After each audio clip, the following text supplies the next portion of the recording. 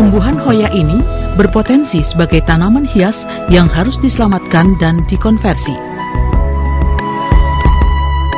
Tumbuhan epifit merambat memiliki peruratan yang indah, memiliki daun tebal berbentuk menjantung seperti daun sirih. Batangnya berbentuk silinder, panjang batang dapat mencapai puluhan meter dengan diameter 2-8 mm. Berwarna hijau terang, berkulit tebal berlilin, licin, terdiri dari banyak ruas buku dengan panjang ruas 2-10 cm.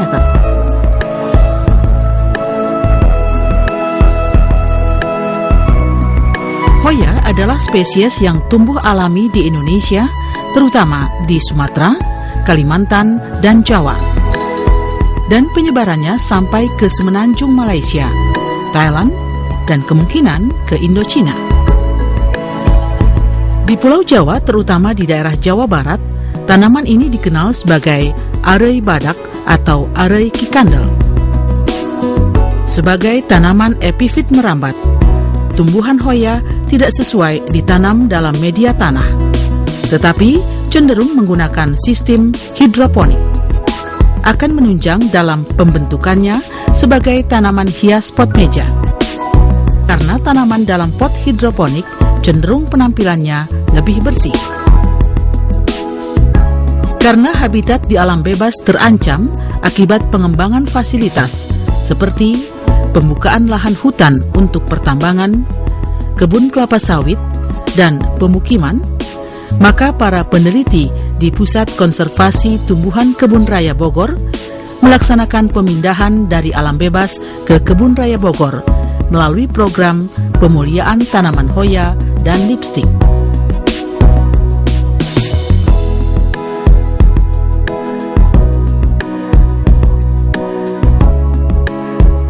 Para peneliti di Kebun Raya Bogor tak ingin tumbuhan ini punah dan menghadapi ancaman di alam bebas. Maka salah satu di antara program penyelamatan adalah melakukan perbanyakan pemuliaan tanaman hoya.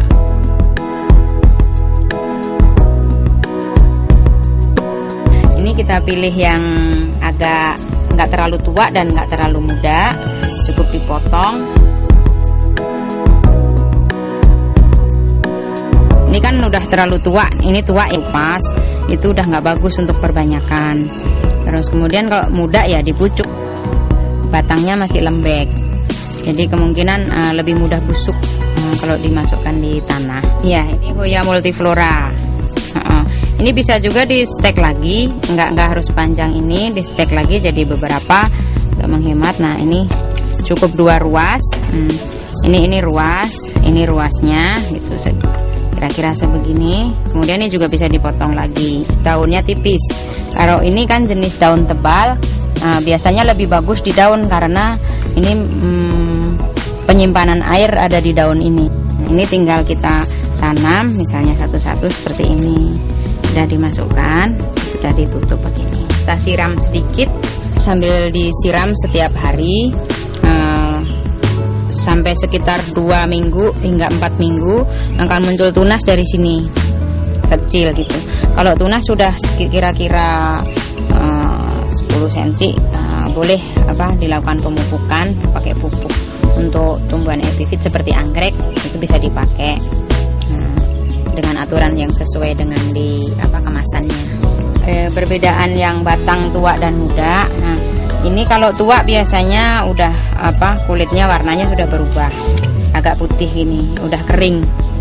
Jadi tapi ini masih bagus untuk untuk perbanyakan. Ini yang sedang. Kemudian kalau muda contohnya ya dipucuk ini ya. Ini masih agak lembek di sebelah sini. Masih agak lembek, mungkin kira-kira sampai sini lah. Tapi tadi dipucuk ditanam juga nggak apa-apa. Terus cuma takutnya kalau terlalu mudah lembek, nanti lebih mudah busuk dibandingkan ini yang agak keras. Kemudian kalau terlalu tua biasanya keriput begini, kulit luarnya keriput. Jadi dia sudah tidak mengandung banyak kandungan hormon atau makanan sehingga agak sulit berkecambahnya tumbuh tunasnya itu lama sekali. Pemuliaan tanaman Hoya memerlukan waktu yang lama untuk kemunculan tunas, yaitu stek Hoya latifolia baru tumbuh pada umur 4-16 minggu setelah tanam pada pot-pot tanam dengan media cacahan batang pakis dengan kompos dan arang untuk menyerap racun.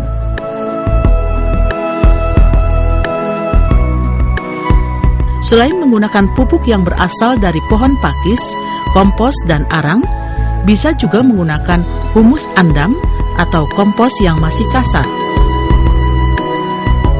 Tanaman hias Hoya memiliki aneka warna bunga yang indah, seperti yang dimiliki Hoya multiflora. Nah, ini bunga Hoya multiflora, bentuknya seperti ujung mata anak panah.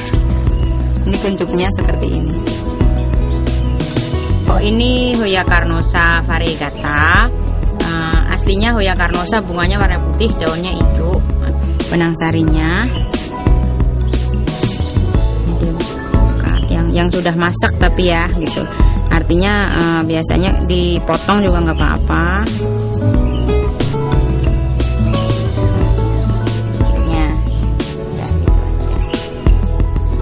Ini dikasih bungkus ini supaya nggak ada serangga masuk, jadi dia hanya mendapatkan benang sari dari yang kita kasih tadi. Karena kalau ada serangga yang bawa benang sari dari tempat lain, bisa nggak ketahuan itu benang yang jadi buahnya itu dari benang sari yang mana.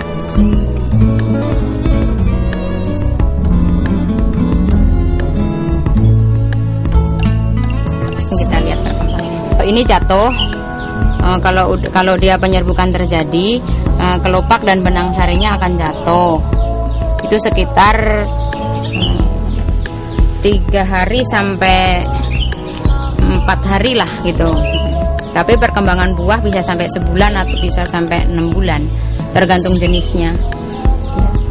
Makin sulit dia antar spesiesnya, makin jauh gitu ya, itu makin lama biasanya. Kurungannya bisa dilepas karena udah jadi.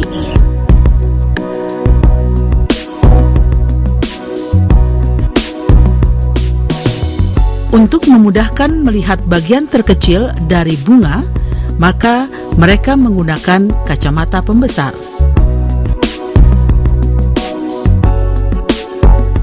Ini kacamata loop. Ini untuk memudahkan karena tangan kita akan pegang ini. Loop ini gunanya untuk memperbesar ukuran polen karena ukuran polinianya itu, polennya berbentuk polinia itu kecil sekali, letaknya agak ini. Jadi untuk memperjelas kita pakai ini. Nah, kita turunkan sedikit ini. Nah, jadi diambil jarak yang paling dekat.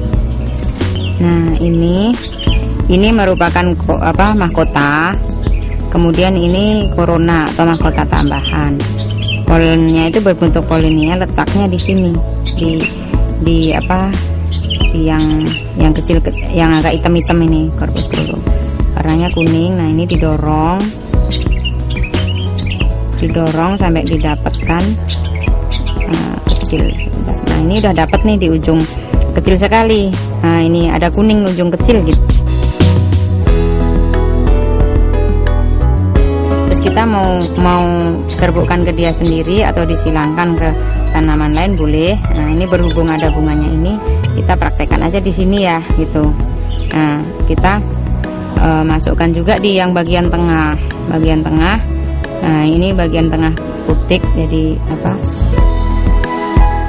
Pemuliaan tanaman Hoya melalui stek batang hingga 3 generasi menghasilkan perbanyakan varietas baru, yaitu Hoya Kusnoto mutan terseleksi.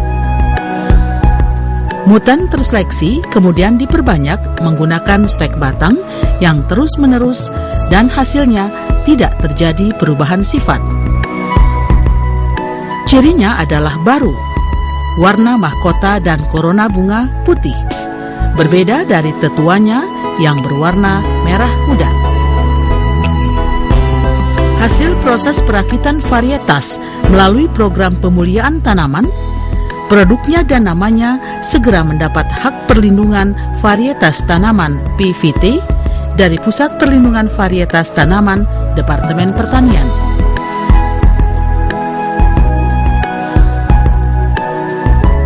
Ini sebagai penghargaan kepada Bapak Kepala LIPI atau Kepala Kebun Raya Indonesia yang pertama dulu.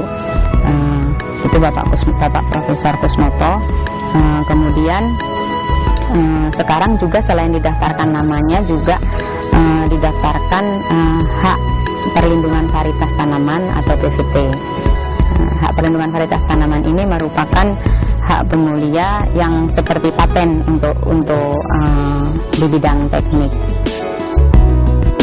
Kebun Raya Bogor kini mengoleksi sekitar 40 jenis dari 60 spesies Hoya yang tumbuh di Indonesia.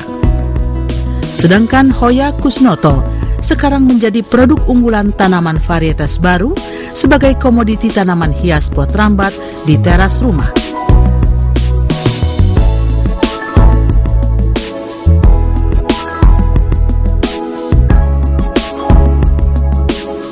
Tanaman Hoya yang dikenal luas di Amerika Serikat, Australia, Eropa, dan Jepang sekarang sedang mendapatkan perhatian dari para penggemar tanaman, hobis tanaman hias, pedagang tanaman hias, dan kolektor tanaman hias dengan nilai jual yang sangat tinggi.